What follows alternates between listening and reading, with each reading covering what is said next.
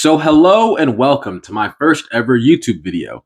Now, today I want to talk about something that is near and dear to my heart, which is writing and publishing. A lot of people have made similar videos to this, mostly on book talk and how weird and cringe they can be, but that is such a small part of this puzzle, and I want to show y'all the entire picture. So, I'm going to break down how book talk has influenced the publishing industry, how it's changed the online culture, and how both of those have indirectly but mostly directly affected the actual products we get. So, part one, Book Talk was at one point the hero of the publishing industry, and now it's kind of the tyrant of the publishing industry. Let me explain. So, back in 2017, 2018, publishing was not in the best place financially, and it wasn't really heading in the best direction either. But that all changed during COVID and lockdown because, people were stuck inside, they had a bunch of time to fill. There wasn't a whole lot to do, but there was this brand new social media app to get book recommendations and discussions. You could order a lot of stuff off Kindle Unlimited. So it was a great time to be a publisher. They saw a huge spike, and that growth has stayed consistent, even after all this time. And people still credit their buying decisions to Book Talk, at least, in part. The influence of Book Talk on publishing cannot be understated. It wasn't the medicine that saved, the publishing industry, but it was the syringe. But now comes the tyranny. 4 years later, and publishing really kind of bends to the whim of Book Talk. It's kind of its bitch. Having a influencer become a fan of your books can do way more for you than a publishing contract can, and it can spike your sales a lot faster than any glowing review from an established, well-known author would. And this isn't true for every single genre out there, but Book Talk is an amazing litmus test for what is going to sell and what is going to sell quickly. So that's where publishing is going to put the bulk of their efforts into. So this sends a pretty damn clear message to any authors out there, aspiring or otherwise, who you need to be appealing to, who you need to be pandering to if you want this hype machine to work in your favor. Part two, the culture. The culture of online book spaces has become identical to that of fashion or shopping content. My recommendation for anyone that wants to be a book influencer would be to go on Amazon, buy the most popular books that everyone talks about, take videos of them for social media and everything, do not read them, send them back, and then rinse and repeat. I am not kidding. This is a lot of what you're going to see when you first log on to any social media to look at book stuff. You'll see stuff like book hauls where it's just, exorbitant spending that most people can't really afford too often.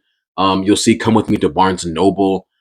You'll see silent reviews where they just hold up books and either, give a thumbs up, a thumbs down, like a smiley face, a sad face, a kind of express it's stuff like that. You also see really lazy recommendation posts that just lump in a bunch of hardly similar books into one category. So that's why I'm lumping all of these into one category, because they're the same problem with different flavors. This kind of content seems more about the bookish aesthetic than it does about the actual content of the novels. I can only assume this is for people who are very new to the community or just want to see an influencer that they like talk about a book they've already read. It's like, I know you can't fit in a lot to talk about, but if you can't tell me more than 3 sentences about a book you've read, then I'm just not taking your opinion, dog. Like it's really that simple. The annual or monthly reading challenges slash reading goals. This is a fairly benign part of the consumerist, more and more and more kind of culture we see around books, but it's still bizarre nonetheless. This would make a lot more sense to me for someone who is an avid reviewer, especially someone who gets commissioned on Patreon to review certain things in a certain amount of time. Like, there's an expectation of you. But for everyone else, for the average book enjoyer, I really don't see where this is coming from. Like, I wouldn't make a numbered list for the amount of video games I want to play in a year or the amount of movies I want to see in a year. I would just do those things and kind of keep it to myself. But I also read like one book every 4 months, so take that with the itty bitty grain of salt. Hey, listen, hey. Part three, the marketing. In the age of social media, it's kind of democratized the ability to advertise your book. You could just post a video on TikTok and it might blow up and you can advertise that way. The problem is that the algorithms that run TikTok and other, book spaces are not perfect things. There is a huge bias in what is going to be platformed and promoted the most aggressively. And don't take my word for it. You can go on TikTok with a fresh new account or one that has not interacted with Book Talk in a meaningful way in the past, and you will see a clear pattern on what creators get shown to you first. When I think of all the authors that have had their start on Book Talk or have gotten a significant push because of Book Talk, a few people come to mind. People like Alex Astor, Colleen Hoover, Sarah J. Maas, or Rebecca Yarros. What do all of these people have in common?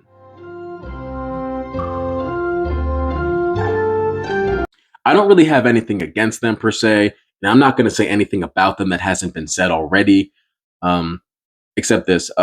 Sarah J. Maas writes books for women that genuinely believe with their entire chest that male friend groups have a designated leader.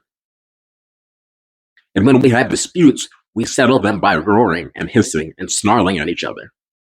What I don't think most people understand is that there is a massive, massive gap between the authors that have had this hype machine work in their favor. I mean, some of these people don't even have accounts, they don't really need to. There's a difference between them and the people that are putting in work every single day to promote themselves and promote their books. I think there's this like idealistic fantasy in people's head that if you buy a book because of Book Talk, that it helps support an indie creator. But that's pretty far from the case. Most of the books that you're going to see talked about at length are going to be from authors that are already wildly successful. But even if this were the case, because of this bias that surrounds the algorithm and, let's be honest, the community, but that's an entire different kind of topic, this will never be a meritocracy. It just won't. It will never be an even playing ground. And what I've noticed is that a lot of these books that ride this wave of hype are from authors with very similar perspectives and also very similar audiences. So this lack of diversity and this lack of diverse thought does not lead to superior art. It never does. That doesn't mean that this art can't be good. It doesn't mean it won't be enjoyed by the people that it's meant for.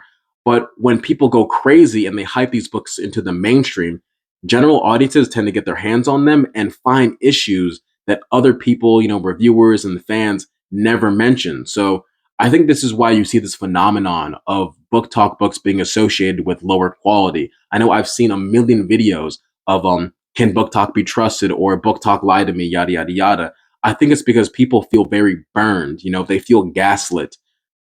I think this has a lot to do with hyping and overhyping stuff. But I think authors are to blame a little bit too, because I don't think these authors had a general audience in mind when they started writing. If these authors can reasonably rely on their fans just wanting the same character tropes and the same archetypes just wrapped into a different story, then they're gonna do that. Which brings me to marketing with tropes. I think this is a very obvious example of how Book Talk has influenced publishing, in that for certain niches, a for profit publisher will promote the book the exact same way that an indie author would, which is the exact same way that a fanfic writer might promote it, using tropes and scenarios like things like fake dating or enemies to lovers or found family. Can you imagine for a second if instead of an action movie trailer, we just got a blank screen that said car chase, revenge story, shootout, helicopter crash?